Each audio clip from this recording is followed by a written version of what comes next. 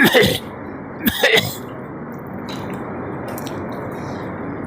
اللہ الحمد للہ وسلام علی عبادہ الذین اصطفیٰ اما بعد فاعوذ باللہ من الشیطان الرجیم بسم اللہ الرحمن الرحیم یا ایہا الذین آمنوا اتقوا اللہ حق تقاتہ ولا تموتن الا وانتم مسلمون وقال اللہ تبارک وتعالی ومن يعظم شعائر اللہ فإنها من تقوى القلوب۔ میرے ہاتھ میں جو کتاب ہے اس کا نام ہے قرآن آپ سے کیا کہتا ہے۔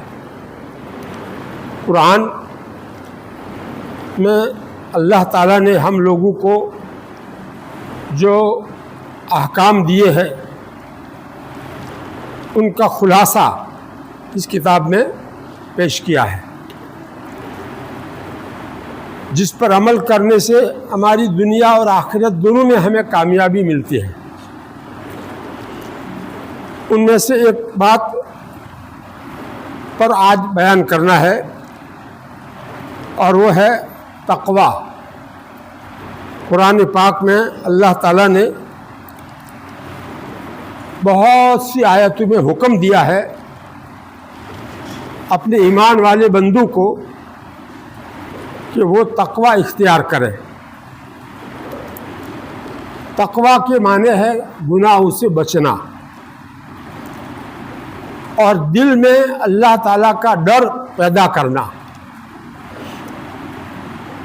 دل میں اللہ تعالیٰ کا ڈر جب پیدا ہوگا تو آدمی اس کی نافرمانی سے بچے گا، اور اللہ تعالیٰ کا ڈر پیدا ہوتا ہے اس کے عذاب کو سوچنے سے۔ قبر کا عذاب، دوزخ کا عذاب، اور اللہ تعالیٰ کی قدرت کتنی بڑی ہے۔ اتنا بڑا آسمان بنایا، اتنی بڑی زمین، اتنا بڑا سورج، یہ ہمارے سامنے ہے۔ بڑی بڑی مخلوقات، پہاڑ، سمندر، بادل، پانی سے بھرے ہوئے لٹکتے سمندر، کیا عجیب و غریب اللہ تعالیٰ کی شان ہے۔ یہ اتنی ساری مخلوقات ہمارے سامنے اللہ تعالیٰ نے جو بنائی ہے، کیسی قدرت والی ذات ہے۔ چھوٹی سے چھوٹی چیز بھی، چھوٹی سے بہت چھوٹی چیز بھی اللہ تعالیٰ بنا کر کے اوپر سے اڑ کر ہمارے پاس آتی ہے، کتاب کے اوپر اندر آ کر گرتی ہے، اور جو ہے ذرا اس کے پاس ہاتھ لے جاؤ تو فوراً بھاگ جاتی ہے، تو سمجھتی ہے کہ یہ مجھے جو ہے پکڑنے آ رہے ہیں۔ حالانکہ اس میں چوٹی سے بہت چھوٹی مخلوق ہوتی ہے، بہت چھوٹی مخلوق، اور اس میں اللہ تعالیٰ نے ساری چیزیں رکھی ہے۔ تو کیسی قدرت ہے اللہ تعالیٰ کی۔ وہ پکڑنے پر آوے، ہماری نیتوں کے بارے میں ہمارا محاسبہ کرے کہ تم نے کس نیت سے یہ کیا تھا، نماز پڑھی تھی لیکن کیا نیت تھی تمہاری، تو ہم کیسے چھوٹ سکتے ہیں۔ اس لیے ہمیں تقوی اپنے دل میں پیدا کرنا یہ فرض ہے۔ جیسے نماز کا اللہ تعالیٰ نے حکم دیا ہے بار بار، ایسی تقوی کا بھی بار بار حکم دیا ہے۔ یا ایھا الذین آمنوا اتقوا اللہ، یا ایھا الذین آمنوا اتقوا اللہ، اے ایمان والو تم اللہ تعالیٰ سے ڈرو، اور اللہ تعالیٰ کی سے ڈر کر کے اس کی نافرمانی سے بچو۔ تقوی کے لفظ میں دونوں باتیں داخل ہیں۔ ڈر بھی دل میں ہوتا ہے ڈر، اور اس کا اثر ظاہری اعضاء سے گناہ نہ ہو، گناہوں سے بچنے والے ہو جاوے، یہ اس کا ظاہری اثر ہوتا ہے اعضاء کے اوپر۔ دل میں جب اللہ تعالیٰ کا ڈر ہوگا، اللہ کے نبی صلی اللہ علیہ وسلم نے اپنے سینے کی طرف اشارہ کر کے فرمایا کہ ان التقویٰ ہا ہونا، التقویٰ ہا ہونا، تقویٰ یہاں دل میں ہوتا ہے۔ معلوم ہوا کہ اس کا تعلق ظاہر سے نہیں ہے، دل سے ہے۔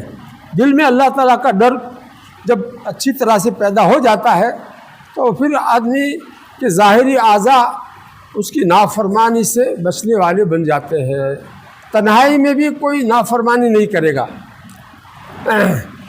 دل کے اندر جو چھپے ہوئے گناہ ہوتے ہیں جو نظر نہیں آتے، اپنے کو بڑا سمجھنا، کسی پر حسد کرنا، ریاکاری، دوسروں کو دکھانے کے لیے کوئی نیک عمل کرنا، یہ سب دل کے گناہ ہیں اور بڑے بھاری بھاری گناہ ہے۔ تو اس کو تو کوئی دیکھتا نہیں ہے، آدمی کا دل اس کو جانتا ہے۔ آدمی اس سے بھی اپنے دل کو پاک رکھے گا۔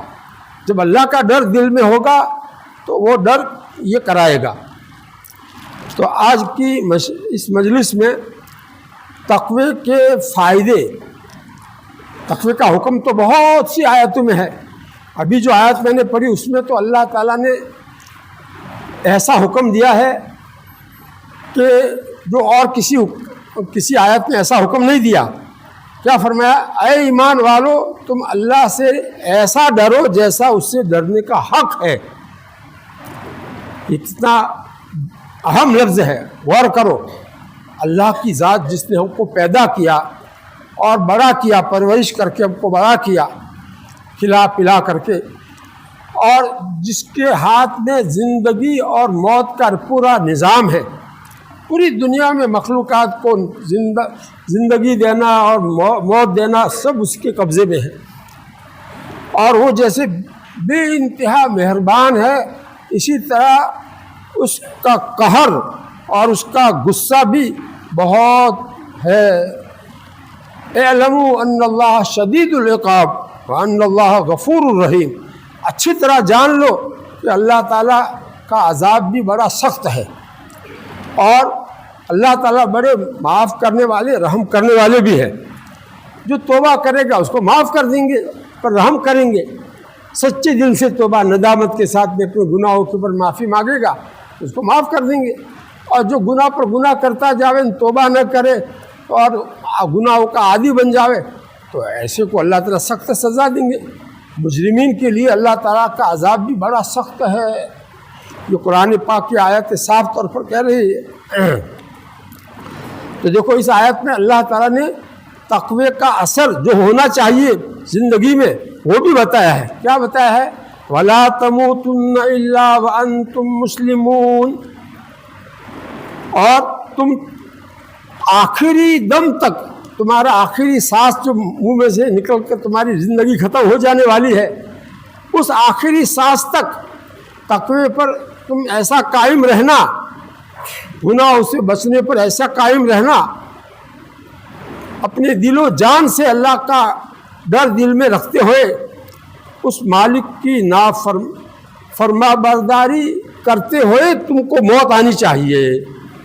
موت کے وقت میں بھی اس کے احکام کے لحاظ رکھنے والے ہو کہ بھی میں ابھی نماز لیٹے لیٹے بھی اشارے سے پڑھ سکتا ہوں، مجھے تیمم کراؤ، وضو نہیں کر سکتا ہوں تیمم کراؤ۔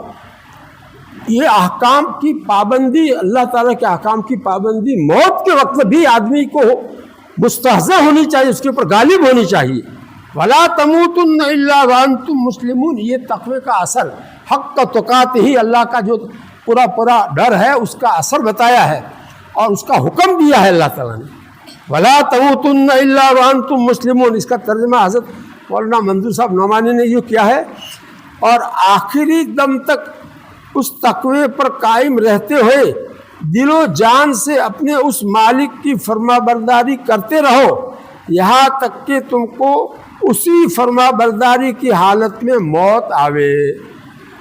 اسی فرما برداری کرتے ہوئے دنیا سے تم جاؤ، اس وقت بھی کوئی گناہ تم سے نہ ہو۔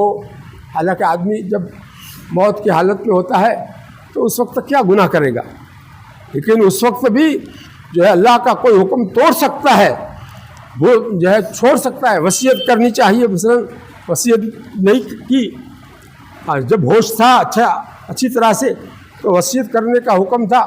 جو حقوق ہماری ذمہ ہے اللہ تعالیٰ کے یا بندوں کے، اس کے بارے میں کچھ وصیت کرنی چاہیے تھی۔ بہرحال اور بھی بہت سارے جو ہے نافرمانیاں موت کے وقت بھی ہو سکتی ہے، اس لیے فرمایا وَلَا تَمُوتُنَّ إِلَّا وَأَنْتُمْ مُسْلِمُونَ۔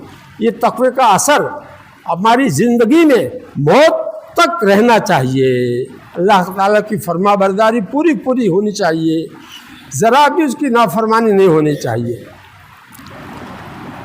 اسی طرح جہاں بھی تقوی کا حکم دیتے ہیں تو اللہ تعالیٰ اس تقوی کا جو لازمی اثر ہے، تقوی کا جو تقاضا ہے، ظاہری اعضاء کو کس طرح سے ہمیں اللہ تعالیٰ کا فرما بردار بنا کر کے رکھنا ہے، وہ بھی اس کے ساتھ اللہ تعالیٰ بیان کرتے ہیں۔ دوسری آیت میں اسی آیت کی تشریح کرتے ہوئے اللہ تعالیٰ فرماتے ہیں وَاتَّقُوا اللَّهَ مَا اسْتَطَعْتُمْ وَاسْمَعُوا وَأَطِيعُوا، کہ جتنا تم سے ہو سکے اللہ سے ڈرو، اور ڈر تو دل میں ہوتا ہے لیکن اس کا اثر کیا ہونا چاہیے؟ وَاسْمَعُوا، اللہ کے احکام کو سنو سمجھو، وَأَطِيعُوا، اور اس پر عمل کرو۔ یہ ظاہری اعضاء جو ہے ہماری اطاعت میں لگنے چاہیے، اس کے لیے پہلے سننا ضروری ہے۔ اللہ تعالیٰ کے کیا احکامات ہیں اس کو سنو سمجھو، اس پر عمل کرو۔ معلوم نہیں علماء سے پوچھو، مفتیان کرام سے پوچھو، مسائل ہم بہت سے معلوم نہیں ہوتے ہیں تو پوچھنا ضروری ہے۔ ہر جگہ اسی طرح تقوی کے ساتھ ساتھ اللہ تعالیٰ یہ احکام ضرور دیتے ہیں کہ جو ہے تقوی کا اثر تمہارے اندر یہ ہونا چاہیے۔ چنانچہ تیسری ایک آیت میں اللہ تعالیٰ قیامت کو یاد دلا کر کے اس کے لیے تم نے کیا تیاری کی ہے اس کو سوچو۔ تقوی کا حکم دینے کے ساتھ یہ حکم اللہ تعالیٰ دے رہے، فرماتے یا ایھا الذین آمنوا اتقوا اللہ، اے ایمان والو اللہ تعالیٰ سے ڈرو، اپنے دل میں اللہ تعالیٰ کا ڈر پیدا کرو، اور اس کا اثر کیا ہونا چاہیے؟ وَلْتَنْظُرْ نَفْسٌ مَا قَدَّمَتْ لِغَدٍ، ہر ایک شخص کو یہ سوچنا ضروری ہے کہ آئندہ کل یعنی قیامت کے لیے اس نے کیا تیاری کی ہے۔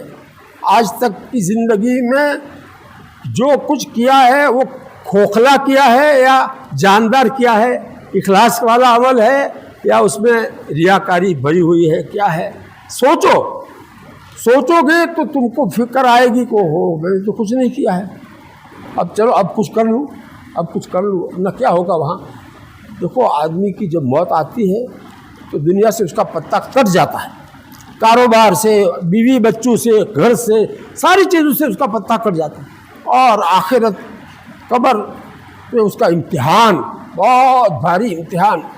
اللہ کے نبی صلی اللہ علیہ وسلم فرماتے ہیں ما رأیت منظرا قط الا والقبر افزع منہ، کہ میں نے کوئی منظر قبر سے زیادہ گھبرا دینے والا نہیں دیکھا۔ ہمارے نبی صلی اللہ علیہ وسلم نے کیسے کیسے مناظر دیکھے ہیں، لیکن فرماتے ہیں کوئی منظر میں نے قبر سے زیادہ گھبرا دینے والا نہیں دیکھا۔ آج ایک جنازے میں جانا ہوا، جب قبر تیار ہو گئی تو میں نے لوگوں سے کہا کہ بھئی دیکھو ان کا امتحان جو ہے شروع ہو گیا، اب بیچاری کی مدد کرو۔ حدیث میں آیا ہے جب قبر تیار ہوتی تو اللہ کے نبی صلی اللہ علیہ وسلم صحابہ سے کہتے استغفروا لأخیکم وصلوا له التثبیت فإنه الآن يسأل، اس تمہارے بھائی کے لیے مغفرت کی دعا کرو، اللہ تعالیٰ اس کو معاف کر دے گا، اور فرشتوں کے سوال کے جواب میں وہ ثابت قدم رہے، صحیح جواب دے، گھبرا نہ جاوے، اس کے لیے بھی تم اللہ تعالیٰ سے دعا کرو، اس لیے کہ اس کا ابھی امتحان ہو رہا ہے، امتحان شروع ہو گیا ہے۔ فَإِنَّهُ الْآنَ يُسْأَلُ، ابھی اس سے سوال ہو رہا ہے۔ تو اس طرح سے میں نے لوگوں کو کہا کہ بھئی دیکھو ان کا امتحان شروع ہو گیا ہے اور ہم جو ہے ان کی مدد کر سکتے ہیں، ہم ابھی دنیا میں ہیں، ان کے لیے یہ دو دعائیں کرو۔ اور پھر میں نے کہا اپنے الفاظ میں، گجراتی میں کرو، اردو میں کرو، اپنے اپنے طور پر کرو، اجتماعی دعا ضروری نہیں ہے، ہاتھ اٹھانا بھی کوئی ضروری نہیں ہے، کم سے کم 3 مرتبہ یہ دعا مانگو۔ عربی میں اگر جو مانگنا چاہو تو یوں کہو اللہم اغفر لہ، اے اللہ اس کی مغفرت کر دیجیے، وثبتہ بالقول الثابت، اور اے اللہ اس کو جو ہے صحیح جواب کے اوپر جمائے رکھیے، فرشتوں کے سوال کا جواب صحیح دینے کی ہمت اور توفیق عطا فرمائیے۔ یہ 2 دعائیں ہمیں کرنی چاہیے۔ خیر، تو اس آیت میں اللہ تعالیٰ نے ایک چھوٹی آیت ہے لیکن اس میں 2 مرتبہ اتقوا اللہ کا لفظ فرمایا. اے ایمان والو اللہ سے ڈرو، اور اس کے بعد میں کہا کہ قیامت کے لیے کیا تیاری کر رکھی ہے، اس کو ہر ایک کے لیے سوچنا ضروری ہے. وَلْتَنْظُرْ نَفْسٌ مَا قَدَّمَتْ لِغَدٍ، پھر فرمایا وَاتَّقُوا اللَّهَ، اور دیکھو یہ سوچنے میں بھی اللہ سے ڈرو. اس میں جو ہے سرسری مت سوچو، اچھی طرح سوچو، اور نفس کی باتوں میں مت آ جانا. یہ نفس تم کو جو ہے غلط سوچوائے گا. خیر، اس طرح کی آیاتیں قرآن پاک میں بے شمار ہیں، اس کا ہم شمار بھی نہیں کر سکتے. اتنی آیتیں ہیں جس میں تقوی کا حکم آیا ہے. تقوی کے فائدے بھی دنیا آخرت کے الگ بتائے ہیں، دنیا کے فائدے الگ بتائے ہیں. اللہ تعالیٰ کیسے مہربان ہے، حکم بھی دیتے ہیں اور اس حکم کا اثر تمہارے اوپر کیا ظاہر ہونا چاہیے وہ بھی بتاتے ہیں، اور اس کا فائدہ بھی آخرت میں کیا ہوگا، دنیا میں کیا ہے وہ بھی بتاتے ہیں. کیسے مہربان آقا ہے. اور یہ تقوی دل میں کیسے پیدا ہو اس کا طریقہ بھی ان آیتوں میں بتاتے ہیں. کبھی قیامت کی ہولناک مناظر بیان کر کے یہ تقوی جو ہے دل میں پیدا کرنے کا جو حکم دیا ہے، اس کے بعد فوراً قیامت کے مناظر، خوفناک مناظر بیان کرتے ہیں. کبھی اپنا سخت سزا دینے والا ہونا، اپنی صفت اس کے ساتھ بیان کر کے تقوی جو ہے پیدا کرنے کے لیے جو ہے آسانی کرتے ہیں.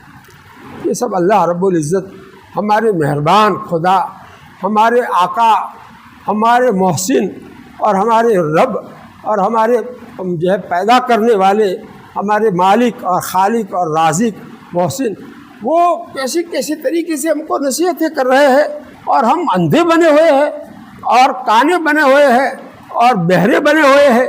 ہمارے رب کی ان باتوں کے اوپر کان نہیں دھرتے، اور اس کے لیے کوئی نہ تو مطالعہ کرتے ہیں کہ ایسی کتابوں کا، اور نہ کوئی اس کی تفسیر کا انتظام کرواتے ہیں اپنے اپنے گاؤں میں، اپنے اپنی مسجدوں میں. کبھی ہفتے میں چلو 1 دن صحیح، 2 دن صحیح، تم تفسیر کر کے سناؤ، اللہ کے کلام کا مطلب ہم کو سمجھاؤ، اس میں اللہ تعالیٰ ہم کو کیا نصیحتیں کرتے ہیں ہمیں پتہ تو چلے.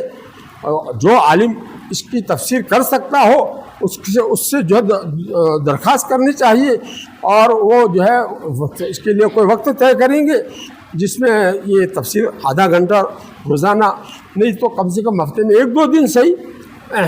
بہرحال جب جو ہے جیسے تعلیم روزانہ ہوتی ہے تو فضائل کی تعلیم وہ بھی جو ہے اپنے وقت پر ہوتی رہے، اور اس کا بھی ایک وقت الگ طے ہو. تو اس کی جیسے حدیث کو، اللہ کے نبی کی حدیثوں کو جاننا ضروری ہے، اسی طرح قرآن اللہ کا کلام ہماری ہدایت کے لیے اس کو اتارا گیا، ہمارے فائدے کے لیے ساری باتیں اس میں نصیحت کی باتیں ہیں، اور اس کو ہم سمجھنے کی کوشش نہ کریں کہ کتنی کمی کی بات کہلائے گی.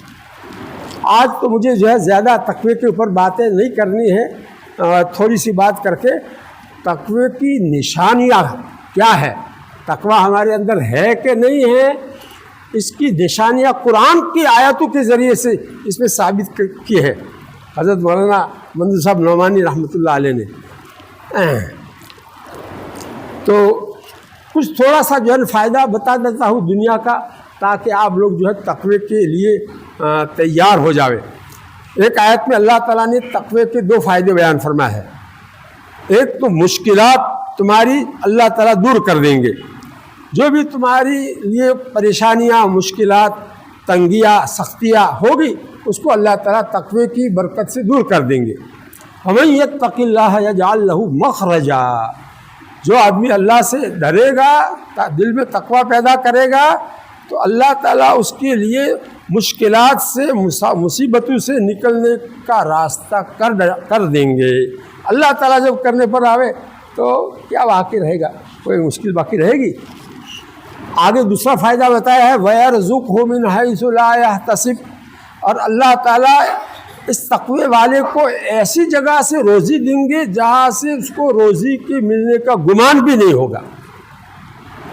ایک تو گمان ہوتا ہے وہاں سے کاروبار ہے اس میں سے روزی ملے گی، کھیتی کرتے ہیں اس میں سے روزی ملے تو ملازمت ہے اس میں مہینہ پورے ہونے پر تنخواہ ملے گی، یہ تو گمان کی جگہ ہے. گمان کی جگہ سے آدمی کو ملتا ہے، اس میں تو کوئی تعجب کی بات نہیں.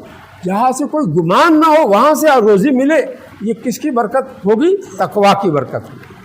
اللہ تعالیٰ دیں گے ایسی جگہ سے جہاں سے تم کو گمان بھی نہیں ہوگا، لیکن تم اللہ کا ڈر تو دل میں پیدا کرو، تنہائی میں بیٹھ کر سوچو روزانہ 5 منٹ قبر کا عذاب، دوزخ کا عذاب، اپنی موت کی حالت، اس کو سوچو روزانہ، تو دل میں اللہ کا ڈر پیدا ہوگا، پھر گناہوں سے بچنا آسان ہو جائے گا۔ یہ تو دنیا کا فائدہ میں نے 2 فائدے اس آیت کے ذریعے سے بتائے۔ قرآن کی آیتوں سے میں سنا رہا ہوں، سمجھا رہا ہوں، اس میں جو ہے حدیثیں نہیں ہے، قرآن کی آیتیں ہی آیا ہے، صرف آیتوں سے ہی ساری باتیں سمجھائی ہیں۔ واہ رے واہ، بہت عجیب و غریب کتاب ہے یہ۔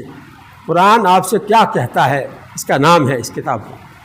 اس میں توحید، رسالت، آخرت اور جنت، دوزخ، قیامت کے مناظر اور احکامات، اللہ تعالیٰ کی سب چیزوں کو قرآن کی روشنی میں آیت لالا کر کے اس کا ترجمہ، بہترین ترجمہ کر کے اور اس کا کچھ مطلب واضح کر کے سمجھاتے ہیں۔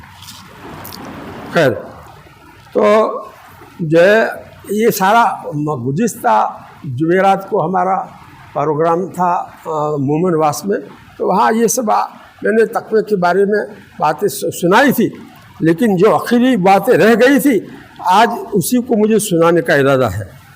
یعنی تقوی کے نشانیاں کیا ہے، تقوی والوں کے اوصاف کیا ہوتے ہیں، ان کے اندر کیا صفتیں آ جاتی ہے تقوی کی وجہ سے۔ تقوی تو دل میں ہوتا ہے، دل میں جب دل ڈر ہو تو اس کی وجہ سے آدمی کے اوصاف کیا بن جاتے ہیں، اس کے اندر کیا خوبیاں آ جاتی ہے، کیا صفات آ جاتی ہے، اور کیا ظاہری نشانیاں، علامتیں جس کے ذریعے پہچانا جاوے کہ آدمی میں تقوی ہے۔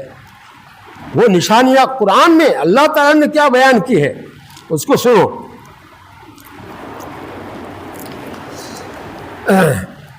ایک نشانی یہ بیان کی ہے کہ نماز اچھی طرح سے پڑھتے ہیں۔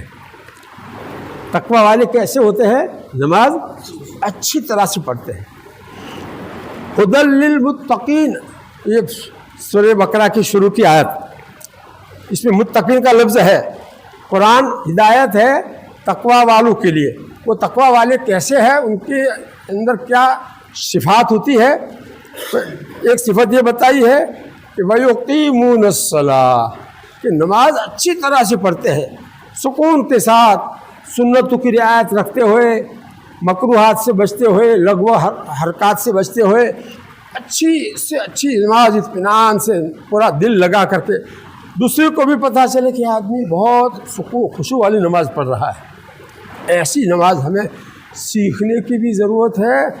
یہ نماز جو ہے ایسی ہی تھوڑی آئے گی، بڑی محنت کرنی پڑتی ہے اس کے پیچھے، تب جا کر کے ایسی نماز ملتی ہے۔ بڑے بڑے ہمارے بزرگوں نے، بڑے بڑے جو ہے مجدد الف ثانی، انہوں نے نماز کے اوپر کیسی محنت کی ہے۔ ہو ان کی باتیں آپ جو ہے سنو۔ وہ فرماتے ہیں کہ آخرت میں اللہ تعالیٰ کا جو دیدار ہوگا وہ دنیا میں خشوع والی نماز کے ذریعے سے اس کی صلاحیت پیدا ہوتی ہے۔ خشوع والی نماز، اچھی سے اچھی نماز، اقامت صلاۃ جس کو قرآن نے کہا ہے، وہ نماز اگر دنیا میں آدمی پڑھے گا تو اس کے ذریعے سے اس میں صلاحیت پیدا ہوگی اللہ تعالیٰ کے دیدار کی۔ تو نماز کا درجہ دنیا میں وہ ہے جو آخرت میں اللہ تعالیٰ کے دیدار کا درجہ ہے۔ اتنا اونچا درجہ اس کا بیان کیا ہے۔ خیر، دوسری جو ہے کچھ نشانیاں تقوی کی میں بیان کرتا ہوں۔ وہ آیت پہلے پڑھتا ہوں۔ وَسَارِعُوا إِلَىٰ مَغْفِرَةٍ مِّن رَّبِّكُمْ وَجَنَّةٍ عَرْضُهَا السَّمَاوَاتُ وَالْأَرْضُ أُعِدَّتْ لِلْمُتَّقِينَ۔ دیکھو متقین کا لفظ آ گیا کہ یہ جنت جس کی جو ہے جس کی وسعت آسمان اور زمین کے برابر اس کی وسعت ہے، وہ جنت کس کے لیے تیار کی گئی ہے؟ متقی لوگوں کے لیے، تقوی والوں کے لیے تیار کی گئی۔ دیکھو ایمان والوں کے لیے تیار کی گئی ایسا لفظ ہے، اعدت للمتقین، جنت کس کے لیے تیار کی گئی ہے؟ ان ایمان والوں کے لیے جو تقوی والے ہو. للمتقین، تقوی کی صفت ضروری ہے ایمان کے ساتھ، ان کے لیے جنت تیار کی گئی ہے. اللہ تعالیٰ فرماتے ہیں اعدت للمتقین. یہ متقین کی نشانیاں کیا ہے؟ اس کے اندر تقوی ہے کہ نہیں دل میں، اس کی پتہ کیسے چلے گا؟ تو فرماتے ہیں الذین ينفقون فی السراء والضراء، کہ جو اللہ تعالیٰ کے احکام کے مطابق اپنی محنت سے کمایا ہوا روپیہ خرچ کرتے ہیں، تنگی کی حالت میں بھی اور خوشی کی حالت میں بھی، دونوں حالتوں میں اپنا کمایا ہوا روپیہ اللہ کے حکم کے مطابق خرچ کرتے ہیں. الذین ينفقون فی السراء والضراء. دوسری نشانی کیا ہے متقی ہونے کی؟ والکاظمین الغیظ، اور جو غصے کو پی جاتے ہیں. غصہ آوے لیکن اس کو اندر اندر پی جاتے ہیں، باہر ظاہر نہیں کرتے، منہ سے بول کر کے، ہاتھ چلا کر کے. غصہ ظاہر ہوتا ہے یا تو ہاتھ چلا کر کے یا زبان سے، تو اس سے وہ ظاہر نہیں کرتے، اندر اندر رکھتے ہیں. تو یہ دوسری نشانی ہوئی. ہم لوگ غصہ پی جاتے ہیں کہ نکال دیتے ہیں، تو پھر ہمارے اندر تقوی کی نشانی ہوئی؟ نہیں ہوئی. اچھی سے اچھی نماز ہم پڑھتے ہیں؟ نہیں پڑھتے ہیں. اور اس طرح سے جو خرچ کرنے کا حکم ہے فی السراء والضراء، یعنی تنگی کی حالت ہو تو بھی کچھ نہ کچھ اپنی حیثیت کے مطابق خرچ کرتے ہیں، اور خوشحالگی کی حالت ہو تو بھی خرچ کرتے ہیں. تیسری صفت کیا بتائی ہے؟ والعافین عن الناس، وہ متقین معاف کر دیتے ہیں لوگوں کے قصوروں کو. ہم اپنے بچے کا قصور بھی معاف نہیں کرتے، بیوی کا قصور بھی معاف نہیں کرتے، تو یہ تو ہر ایک کا قصور معاف کر دیتے ہیں. دیکھو یہ صفت، یہ نشانی ہے ہمارے اندر. اپنا جائزہ لو، قرآن کی روشنی میں اپنا محاسبہ کرو. آگے فرمایا واللہ یحب المحسنین، اور اللہ تعالیٰ اچھے کام کرنے والوں سے محبت رکھتے ہیں. معلوم ہوا کہ جس نے ہم کو غصہ دلایا ہے، ہم کو پریشان کیا ہے، اس کے ساتھ احسان کرو تو اللہ تعالیٰ جو ہے تم سے محبت کریں گے. تو یہ متقی لوگوں کے اوصاف اللہ تعالیٰ نے بیان کیے. اس میں آگے ایک صفت اور بیان کی ہے، وہ کیا ہے؟ والذین اذا فعلوا فاحشة او ظلموا انفسهم ذکروا اللہ فاستغفروا لذنوبهم ومن یغفر الذنوب الا اللہ ولم یصروا علی ما فعلوا وهم یعلمون. کیسی قرآن پاک کی آیت ہے کہ اگر نفس شیطان کے دھوکے میں آ کر کے یا اپنے نفس کے دھوکے میں آ کر کے آدمی سے کوئی بے حیائی کا کام، کوئی ناشائستہ حرکت ہو گئی، کوئی گناہ ہو گیا، تو جو ہے اللہ کے عذاب کو یاد کرے. یہ متقی لوگوں کی ایک نشانی کیا ہے کہ وہ گناہ ہو جانے کے بعد اللہ کے عذاب کو یاد کرتے ہیں. ذکر اللہ اے ذکروا عذاب اللہ، اور پھر وہ سچے دل سے اس سے معافی مانگتے ہیں. فاستغفروا لذنوبہم، گناہ کے اوپر قائم نہیں رہتے بلکہ توبہ کر لیتے ہیں، معافی مانگ لیتے ہیں. گناہ ہو جانے کے بعد یہ عادت جس کی ہو تو وہ متقی کہلائے گا. یہ متقی ہونے کی نشانی ہے کہ گناہ ہو گیا لیکن اللہ کے عذاب کو یاد کر کے معافی مانگتا ہے. وَلَمْ يُصِرُّوا عَلَى مَا فَعَلُوا، گناہ کے اوپر اڑے نہیں رہتے، گناہ کی عادت نہیں بنا لیتے. ہم لوگوں نے گناہ کی عادت بنا رکھی ہے اور توبہ نہیں کرتے، تو کہاں سے ہمارے اندر یہ نشانی ہوئی؟ تقوی کی نشانی کہاں ہوئی؟ اور گناہ کو وہ عادت نہیں بناتے. حضرت نے جو ہے اس کی تشریح میں یہ فرمایا ہے، سچے دل سے اس سے معافی مانگتے ہیں اور گناہ کی وہ عادت نہیں بناتے، وہ بھی متقیوں ہی میں شمار ہے.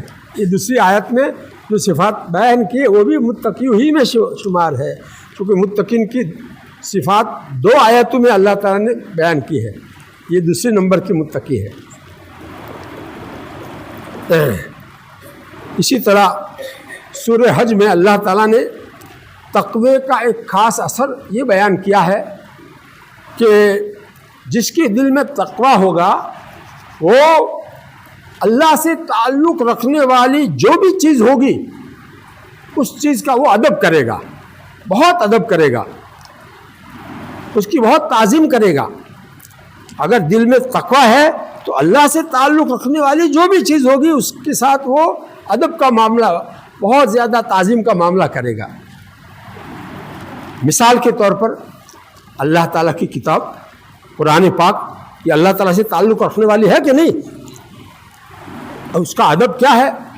اب ایک آدمی کرسی پر معذوری کی وجہ سے بیٹھا ہوا ہے، اب دوسرا آدمی آیا اور اس کے پاس ہی قرآن پاک لے کر بیٹھ گیا، قرآن نیچے ہے اور وہ آدمی اوپر بیٹھا ہے، تو یہ بے ادبی نہیں کہلائے گی؟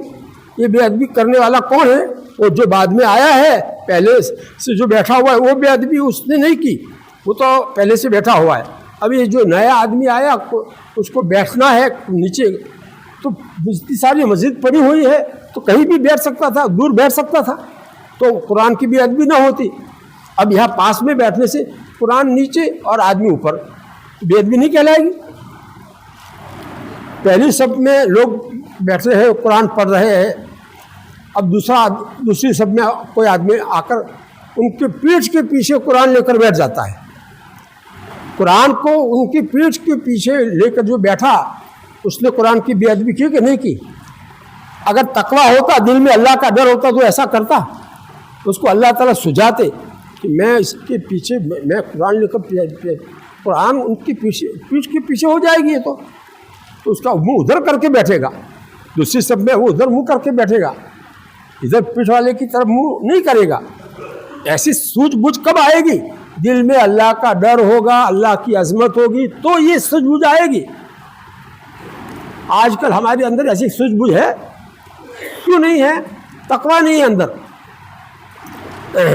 دیکھو اللہ تعالیٰ کیا فرماتے، ڈائریکٹ قرآن سے ثابت کرتے، وَمَن يُعَظِّمْ شَعَائِرَ اللَّهِ فَإِنَّهَا مِن تَقْوَى الْقُلُوبِ، اور جو بندے اللہ کے شعائر کی تعظیم کرتے ہیں، اللہ کے شعائر یعنی اللہ سے خاص نسبت رکھنے والی چیزوں کی تعظیم کرتے ہیں، ان کی عزت کرتے ہیں، جیسے اللہ کی کتاب ہے، اللہ کے نام ہے اور مسجدیں ہے، اور اسی طرح جو ہے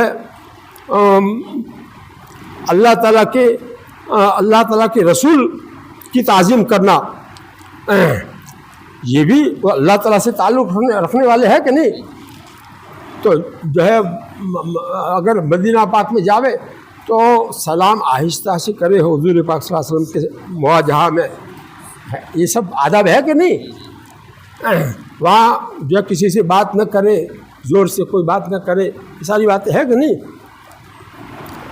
تو اللہ کی کتاب، اللہ کے رسول اور اللہ کی جو ہے مسجد اللہ کے گھر ہے تو ان کی تعظیم کرنا ضروری ہے۔ اللہ کے نبی صلی اللہ علیہ وسلم نے مسجد میں قبلے کی دیوار پر کسی نے تھوک دیا تھا تو دیکھا تو آپ کے چہرے پر ناگواری کا اثر ظاہر ہوا اور خود اٹھ کر کے اس کو صاف کیا۔ یہ آدمی نماز پڑھتا ہے، سامنے اللہ تعالیٰ ہوتے ہیں، اس سے اللہ تعالیٰ سے بات چیت کر رہا ہوتا ہے، اور قبلے کی دیوار میں کس نے تھوکا ہے؟ آپ نے اس کو صاف کیا، اپنے ہاتھ سے صاف کیا، تو معلوم ہوا کہ یہ بھی قابل دیوار ہے۔ وہ ہاں کوئی نماز نہیں پڑھتا، دیوار میں کیا نماز پڑھے گا، لیکن اس کی بھی تعظیم ضروری ہے، اللہ کے گھر کی دیوار ہے، اس کی بھی تعظیم ضروری ہے۔ تو ہم لوگ ہمارے اندر تقویٰ ہوگا تو یہ باتیں سمجھ میں آئے گی، ورنہ تو یہ باتیں آدمی کہ کیا یہ دیوار ہے تو کیا ہو گیا؟ ارے بھی دیوار اللہ کے گھر کی، تیرے گھر کی دیوار ہو اور اس میں کوئی ایسا کام کرے جو تجھے ناگوار ہو تو تو برداشت کرے گا؟ خیر، تو یہ قرآن پاک کی آیت کیا بتلا رہی ہے کہ شعائر اللہ کی تعظیم کرنا یہ دل کے تقوی کا اثر اور نتیجہ ہے۔ شاعر اللہ کے اندر قربانی کا جانور بھی ہے، قربانی کی جانور جو ہے وہ بھی شاعر اللہ میں ہے۔ اس کو خود قرآن میں اللہ تعالیٰ نے کہا ہے وَالْبُدْنَ جَعَلْنَاهَا لَكُمْ مِنْ شَعَائِرِ اللَّهِ۔ قربانی کے جانوروں کی ساتھ اچھا سلوک کرنا، ان کو اچھی طرح سے رکھنا، ان کو تکلیف نہ پہنچانا، ان کو بھوکا پیاسا نہ رکھنا، ان کو جو ہے ذبح کرنے سے پہلے گھسیٹ کر نہ لانا بلکہ چارہ دکھا کر کے اس کو لانا، اس کو جو ہے ضرورت سے زیادہ نہ کاٹنا، گلا ضرورت کے مطابق کاٹے، اس سے زیادہ کاٹے گا تو یہ اس کو اللہ کے نام کے ساتھ، اللہ کے ساتھ جو خاص تعلق رکھنے والا جانور جو ہے اللہ کے نام پر قربان ہونے والا جانور، اور اس کو تم بغیر ضرورت کے کیوں کاٹ کر کے تکلیف دیتے ہو؟ ابھی وہ ٹھنڈا ہوا نہیں، اس کی کھال کیوں اتارتے ہو؟ ابھی ٹھنڈا ہونے دو اس کو۔ یہ سب احکام ہے کہ نہیں؟ یہ سب کیا ہے؟ یہ تعظیم شعائر اللہ میں ہے، داخل ہے۔ اس لیے ہم لوگ ان قربانی کے دنوں میں یہ سب جو مسائل میں بیان کرتا ہوں وہ کیا ہے؟ تعظیم شعائر اللہ ہے۔ اللہ کے شعائر جو ہے بہت ہے۔ رمضان کا مہینہ قابل تعظیم ہے۔ اگر کوئی آدمی رمضان کے مہینے میں ایک ہوٹل کھلا رکھے گا، چاہے وہ جو ہے مسلمانوں وہ کا ایریا نہ ہو، تب بھی یہ اللہ کے نام اللہ کے ساتھ خاص تعلق رکھنے والا رمضان جو ہے اس کی بے ادبی ہوگی۔ دین میں اس کو کھلا رکھے گا تو بے ادبی ہوگی، بہت بڑا گناہ ہوگا۔ اس کو رات میں کھلا رکھے یا افطاری سے پہلے کھلا رکھے۔ بہرحال ایسے جو بھی اللہ تعالیٰ کے ساتھ خاص تعلق رکھنے والی چیزیں ہیں ان کی تعظیم کرنا، ان کا بہت زیادہ ادب کرنا۔ اللہ والے جو ہیں وہ کون ہے؟ اللہ سے خاص تعلق رکھنے والے ہیں، ان کی تعظیم کرنا، ان کا ادب کرنا، یہ کیا ہے؟ یہ شاعر اللہ میں سے ہے، اور یہ دل کے تقوی کا نتیجہ اور اثر ہے۔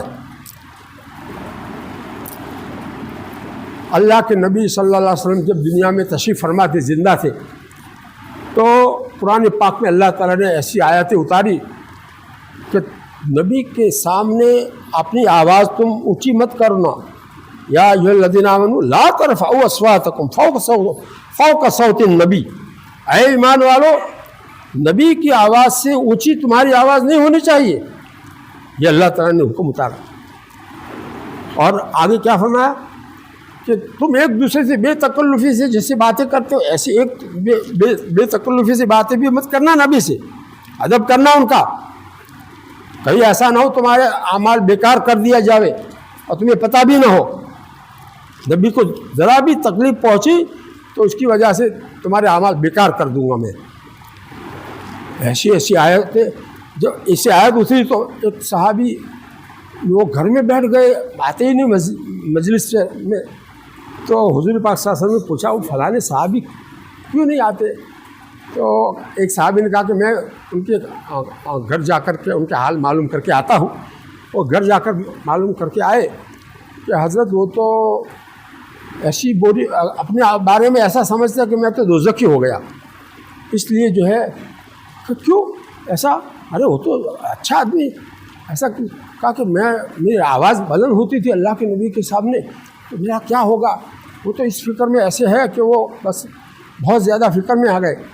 اس پر اللہ تعالیٰ نے آیت اتاری ان الذین یغضون اصواتہم عند رسول اللہ، جو لوگ اپنی آواز کو پست رکھتے ہیں اللہ کے رسول کے سامنے، تو یہ ایسے لوگ ہیں کہ اللہ تعالیٰ نے ان کے دلوں کا امتحان لے کر کے تقوی کے لیے اس کو منتخب کر دیا ہے، ان کو تقوی کی صفت دے دی ہے۔ آواز نبی کے سامنے نیچی رکھنا یہ علامت ہے کہ دل میں تقوی ہے۔ یہ جو آداب ہے نبی کے لیے، تو جو ان کے نبی کی جو وارثین ہیں حقیقی معنی میں علماء ربانیین، علماء حقانین، بزرگان دین واقع میں حقیقت میں جو ہے جنہوں نے اپنے دل کی مکمل اصلاح کر کے امت کی اصلاح کا کام کر رہے ہیں، تو وہ بھی جو ہے ان کی بھی تعظیم ضروری ہے، ان کا بھی اللہ تعالیٰ سے خاص تعلق ہے۔ تو یہ شعائر اللہ میں ساری چیزیں داخل ہے. حضرت نے ایسی تشریح کی ہے شعائر اللہ کی کہ جو بھی اللہ تعالیٰ سے خاص قسم کا تعلق رکھنے والی چیزیں ہیں ان سب کا ادب کرنا یہ علامت ہے تقوی کی. ایک علامت تقوی کی یہ بتائی ہے ان المتقین فی جنات وعیون کے بعد میں کانوا قلیلا من اللیل ما یہجعون، کہ یہ متقی لوگ رات میں کم سوتے ہیں، زیادہ تر جاگ کر کے اللہ تعالیٰ کی عبادت کرتے ہیں. یہ دیکھو یہ نشانی اپنے اندر ہے کہ نہیں، دیکھ لو. ہر ایک تہجد کے لیے اٹھ جاتے ہیں کہ نہیں اٹھ جاتے ہیں. ارے کچھ تو جاگ لیتے ہیں ہم لوگ، عشاء تک تو جاگ لیتے ہیں رات کا یہ حصہ تو، لیکن اتنا کافی ہے؟ اتنا کافی نہیں. قلیلاً کا لفظ ہے، رات کے تھوڑے حصے میں وہ سوتے ہیں اور زیادہ حصہ ان کا جو ہے جاگ کر کے اللہ کی عبادت میں گزارتے ہیں. یہ متقی لوگوں کا حال اللہ تعالیٰ بیان کر رہے ہیں، یہ نشانی ان کی بیان اللہ تعالیٰ کر رہے ہیں. کانوا قلیلا من اللیل ما یہجعون وبالاسحار هم یستغفرون، اور اتنی عبادت کرنے کے باوجود اپنے آپ کو گنہگار سمجھتے ہیں، اس لیے وہ جو ہے آخری وقت میں، رات کے آخری وقت میں اللہ تعالیٰ سے معافی مانگتے ہیں.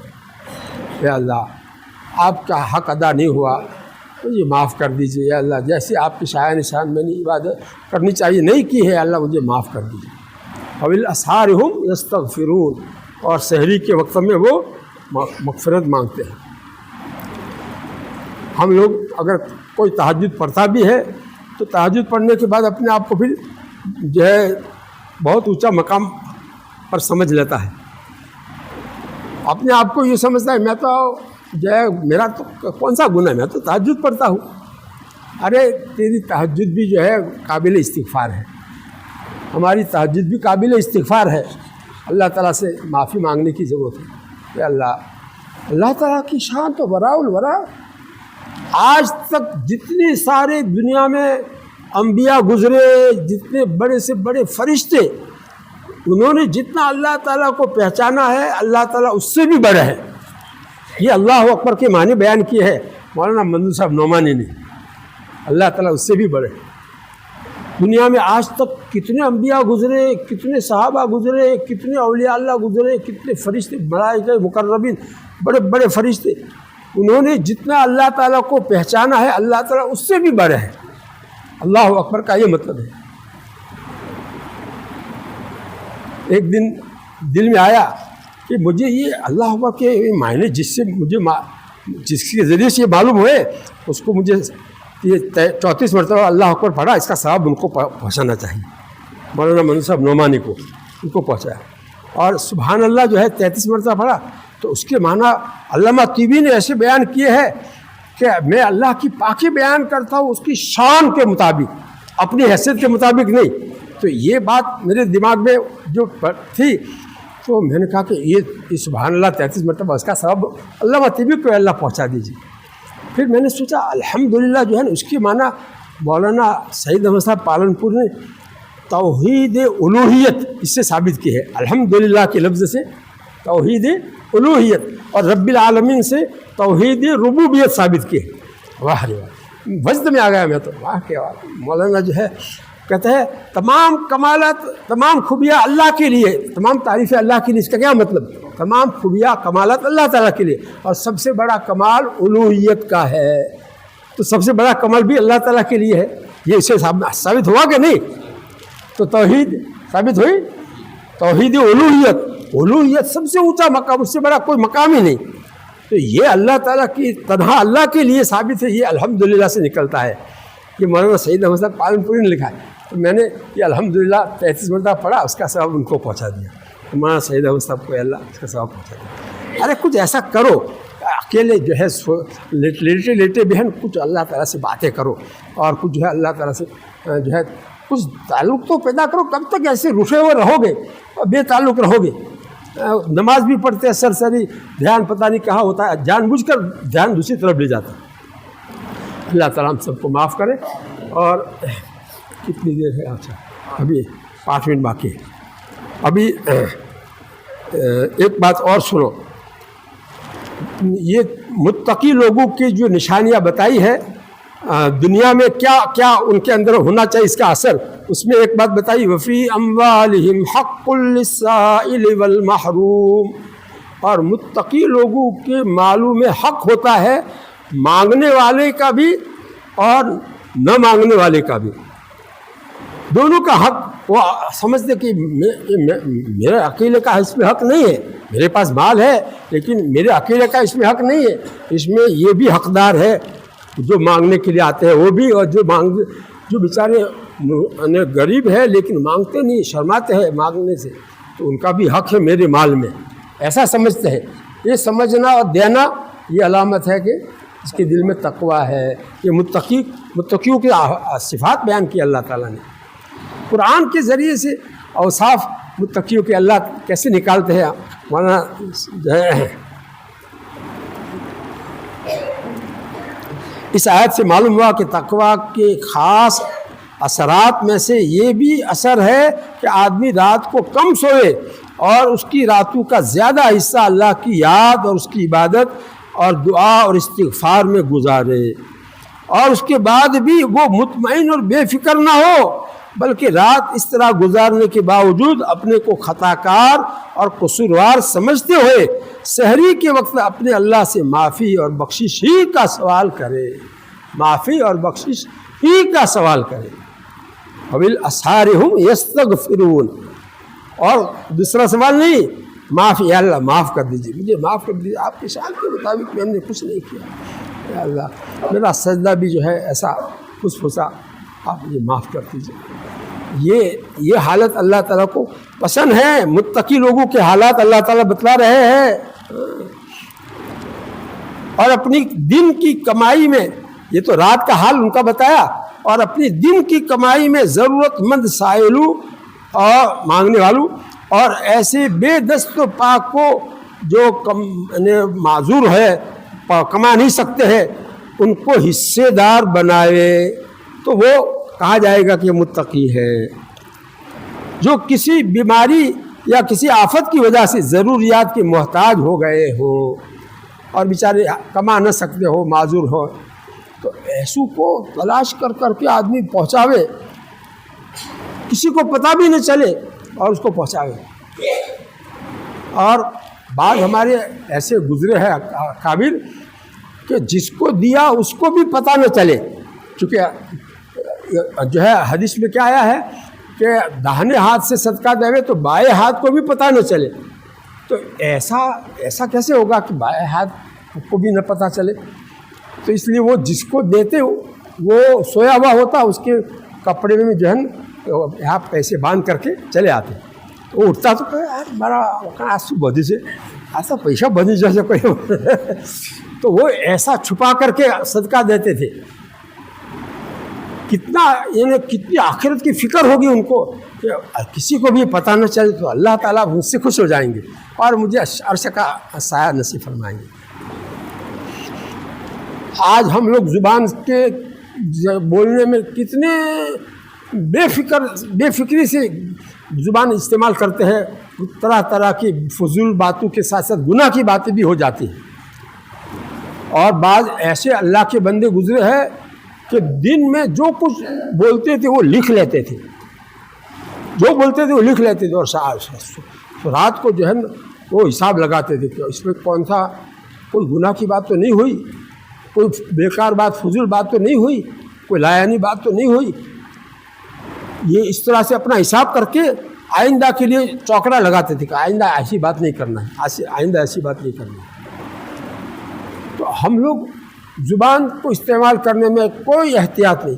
ارے تقوی کا مطلب یہ احتیاط والی زندگی، بولنے میں احتیاط، دیکھنے میں احتیاط، سننے میں احتیاط، سوچنے میں احتیاط، چلنے میں پکڑنے میں احتیاط، اللہ تعالیٰ کے احکام کے خلاف کوئی نہ ہو جاوے مجھ سے۔ یہ بات ہماری زندگی میں کب آئے گی؟ جب اندر تقوی ہوگا تب۔ اور یہ تقوی پیدا کرنے کے لیے قرآن میں اس کے نسخے اللہ تعالیٰ نے بیان کیے۔ اب اس سے پہلے جو ہے میں نے آپ کو اشارہ کیا کہ قیامت کے ہولناک مناظر اللہ تعالیٰ نے بیان کیے تقوی کا حکم دینے کے ساتھ ساتھ۔ مثلا یا ایھا الناس اتقوا ربکم، اے لوگو تم اپنے پروردگار سے ڈرو، یہ حکم دیا ہے۔ پھر آگے قیامت کا ہولناک منظر بیان کیا، ان زلزلۃ الساعۃ شیء عظیم، یقیناً قیامت کا بھوچال بڑی بھاری چیز ہے، شیء عظیم، بڑی بھاری چیز ہے۔